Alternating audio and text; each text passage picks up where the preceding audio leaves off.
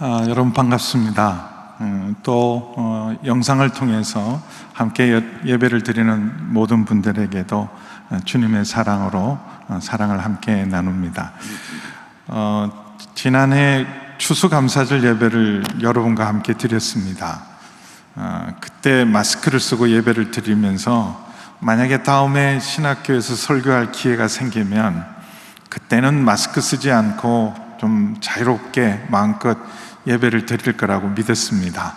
근데 9월 달이잖아요. 작년 우리 11월 달에 함께 추수감사절을 드렸는데 지금 한 해가 거의 지나갔는데도 여전히 마스크 예배를 이제는 아주 익숙하게 자연스럽게 하고 있는 기막힌 우리 세상 속에 살아가고 있습니다. 누군가가 그러더라고요. BC와 AD가 나눠진 것처럼 코로나19 이전과 이후가 전혀 다른, 이전과 이후가 앞으로 코로나19 이전 시대, 코로나19 이후 시대로 나눠질 거라고 그렇게 말하고 있습니다. 틀림없는 것은 사라질 것들, 없어질 것들은 더 빨리 없어지고 다가올 미래들은 더 빨리 가속적으로 다가오는 것은 사실입니다. 그래서 저는 전형적인 베이비부머 시대입니다. 베이비부머 시대고 아날로그 세대죠. 지금도 저는 설교를 펜으로 쓰고 있습니다. 여전히 노트를 가지고 이렇게 설교하고 있어요. 지금 이렇게 설교 간단한 메모지도 다 제가 펜으로 수기로 쓴 것입니다. 이런 아날로그 세대가 이런 디지털 시대에 살고 있다는 것도 신기하죠. 아직 사역의 현장에 있다는 것도. 전 이전에 신학교 교수님들을 되게 부러워했어요. 실력이 없어서 신학교 교수님이 되지는 못했지만 정말 신학교 교수님들을 부러워했습니다. 왜냐하면 목회 설교를 하면 다양한 분들이 설교를 들어요. 아주 평생 예수 믿은 분도 계시고 처음 신앙생활 하는 분도 계시고 다양한 삶의 현장에서 다양한 모습의 분들을 향하여 메시지를 전하는 것 쉬운 일이 아니고, 그런데 사실은 학교에서 학생들을 가르치는 일은 잘 준비된 사람들, 그리고 같은 가치관과 세계관을 공유한 사람들에게 가르침을 한다는 건 목회보다 훨씬 쉽겠다 이렇게 생각했거든요. 근데 요즘 교수님들이 좀 걱정됩니다. 너무 세대차가 많이 나서. 제가 94년생 아들이 있는데 이번에 아들하고 대화하면서 정말 다른 세대구나, 다른 세계 속에 살고 있구나. 같은 가족이고 아버지와 아들이지만 외계인과, 아마 아들은 저를 외계인으로 봤을 거예요. 저는 아들이 볼 때 어떻게 이런 생각을 하지? 아주 건전한, 저희 아들은 건전함에도 불구하고 이번에 오랜 기간 같이 있으면서 대화를 나누면서 사사기 2장 10절에 이런 표현이 있어요. 여호수아와 그 이전의 세대는 다 죽고 그리고 그 이후에 다음 세대가, 이렇게 표현돼야 되잖아요. 다음 세대가. 근데 다른 세대가 일어났다, 이런 표현이 있어요. 여호수아 이전 시대와 사사 시대는 전혀 다른 세대라 이렇게 말하고 있습니다. 그래서 정말 교수님들은 전혀 다른 세대들과 계속 만나셔야 되기 때문에 우리 교수님들도 계속 새로워지고 공부하고 도전하셔야 되는 어려운 가업이라 요즘은 제가 교수님들이 부러운 게 아니라 어떨 때는 기도가 저절로 됩니다. 이 학생들을 어떻게 가르치시려나 그런 생각을 합니다. 그만큼 세상은 빨리 바뀌었어요. 지금 저는 단어조차도 생소하지만 메타버스 시대, 디지털 지구, 요즘은 그게 현실보다 더 현실적인 시대라 이미 비즈니스도 이루어지고 그 메타버스 안에서 수많은 일들이 일어나고 명품들도 그 메타버스 안에서 이미 비즈니스를 시작을 했습니다. 빠른 교회들은 미국에 있는 라이프 처치나 또 애틀란타에 있는 노스포인트 처치 같은 교회는 이미 이런 메타버스 시대에 메타 처치를 시작하고 있어요. 그 홈페이지나 이런 동영상을 들어가 보면 엄청나게 앞서서 거기에서 전도와 선교와 교제와 그리고 설교가 선포되어 있는 그런 놀라운 시대를 살고 있습니다. 그래서 사실은 엄청난 변화와 위기와 도전의 직면에서 우리 산업 현장도, 특별히 우리 교육 현장도 엄청난 위기라고 저는 생각해요. 갑자기 너무 빨리 다가온 디지털 세계 속에서 어떻게 학생들에게 가르칠 것인가. 왜냐하면 잘못하면 정말 사라지고 없어질 것들을 학생들에게 어떤 의미로 쓸데없이 가르칠 수 있습니다. 산업 현장, 교육 현장도 위기고요.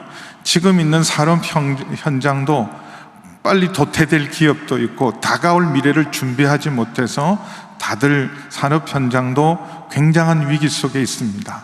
더욱이 우리 목회 현장, 교회 현장은 코로나19 이후에 이전과 같이 절대로 돌아갈 수 없을 것이라고 누구든지 이제는 마음의 준비를 하고 있어요. 그동안 교회를 나와줬던 사람들, 한 번도 안 나온 사람들이 있거든요. 코로나19 이후로 교회를, 예배를 단 한 번도 나오지 않는 사람들이 거의 20, 30% 됩니다. 그분들은 교회를 다녀준 사람들이라고 생각하고 이제 그분들은 성도지만 전도 대상자라고 저는 생각해요. 그분들은 전도 대상자지 코로나가 지나가면 다시 이전처럼 오실 분들이 아니라고 생각을 하고 있습니다. 그래서 사실은 우리 신학교도 엄청난 도전 앞에 있다고 믿습니다. 여러분이 만날 세상, 여러분들이 사역할 대상들은 이전에 저희들이 만났던 대상하고 전혀 다른 목회의 대상, 사역의 대상을 만날 거예요. 그래서 여러분의 진로도, 여기 특별히 오늘은 우리 교회 음악가가 함께 예배를 드리고 있는데 여러분 진로 문제도 굉장히 달라질 거라고 생각을 합니다. 특별히 여러분 대학의 존폐 위기에 지금 놓여 있는 데가 굉장히 많아요. 그래서 이런 대학 평가라든지 또 대학 평가만 하는 것이 아니라 또 대학에 대한 순위도 발표하잖아요. 대학 순위, 대학 평가. 근데 우리 신학교는 늘 불리해요. 왜냐하면 세상에 있는 기준으로 신학교를 평가하기 때문에, 특별히 취업률로 평가하는 게 굉장히 많기 때문에 신학교는 굉장히 불리합니다. 왜냐하면 우리가 취업할 현장은 교회인데, 저도 이제 우리 정책회의를 하면서 목회자 숫자를 그전에는 늘 늘려왔지만 이제는 줄여야 돼요. 줄여야 되고 신규로 새로운 사역자를 저희가 모실 수가 없는 그런 상황이기 때문에 여러분 우리 대학 평가나 대학 순위는 우리의 미래가 달려있는 만큼 소중합니다. 그런데 그럼에도 불구하고 저는 우리 장신대가 참 소중하다. 이런 디지털 세계, 급변하는 세계 속에서 지금 산업 현장도 위기고 우리 교육 현장도 위기고 그리고 목회 현장도 위기기는 하지만 그래서 더욱 소중한 것이 우리 신학교라고 저는 믿습니다. 우리 장신대는 우리 교단의 사실은 제일 중요한 우리 한국교회의 산실이죠. 그리고 우리 교회의 미래요, 대한민국의 저는 미래라고 믿습니다. 제가 첫 학교 입학했을 때 이전에 받았던 그 감동들을 전에 추수감사절 예배 때 나눈 적이 있어요. 제가 그동안 살아오면서 밟았던 땅 중에 가장 감격스럽게 밟았던 곳이 바로 우리 학교입니다. 학교를 들어올 때마다 가슴이 설렜어요. 그리고 학교의 교훈, 경건과 학문,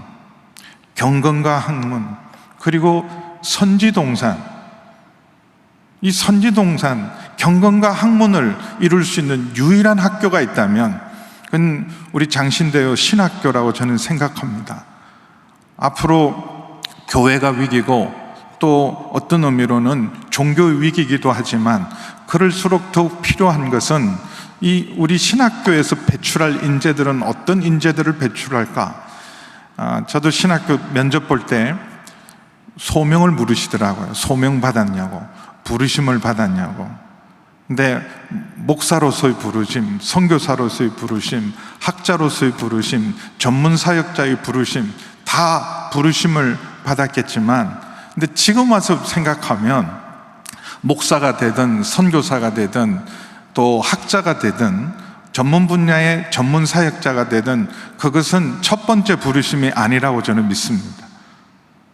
왜 목사가 돼야 되냐? 지금 저는 물어본다면 예수님을 가장 가깝게 따르기 위해서. 목사가 된다는 것은, 여러분, 저는 목회의 성공은 무슨 유명해지고 교회를 부흥시키고 큰 교회를 하는 게 목회의 성공이 아니라 예수님을 얼마나 가까이 따라가느냐, 예수님을 얼마나 닮아가느냐, 그것이 진정한 목회의 길이라고 저는 믿습니다. 더 가까이 따르기 위해서, 더 온전히 따르기 위해서 가는 사람이 목회자고, 제일 먼저 헌신하고 제일 먼저 순종의 길을 가는 사람이 저는 목회자라고 생각합니다. 그래서 오늘 말씀에도 우리 부르심, 디모데를 향해서 이렇게 말합니다. 이를 위하여 내가 부르심을 받았고 많은 증인 앞에서 선한 증언을 하였도다. 이를 위하여 부르심을 받았다.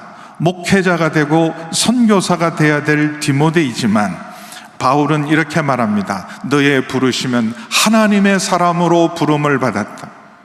오직 너 하나님의 사람아.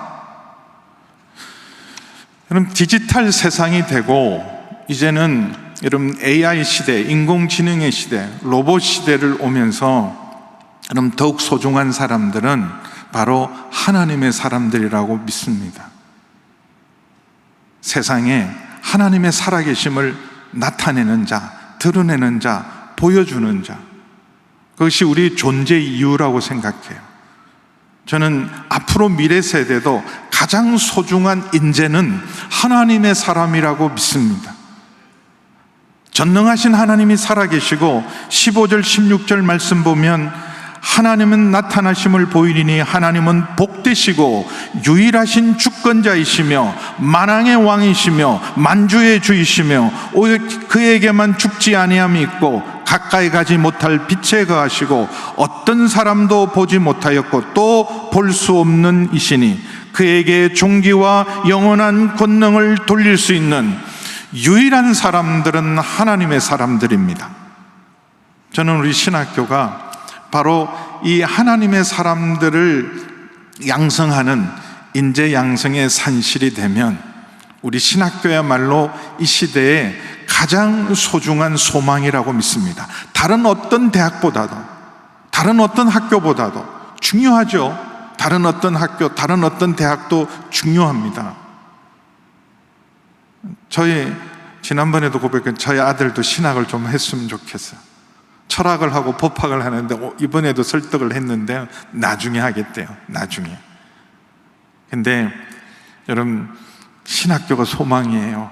왜냐하면 다른 어떤 학교에서도, 다른 어떤 기관에서도 하나님의 사람을, 선지동산을, 경건과 학문을 일으킬 수 있는 기관과 학교는 없습니다.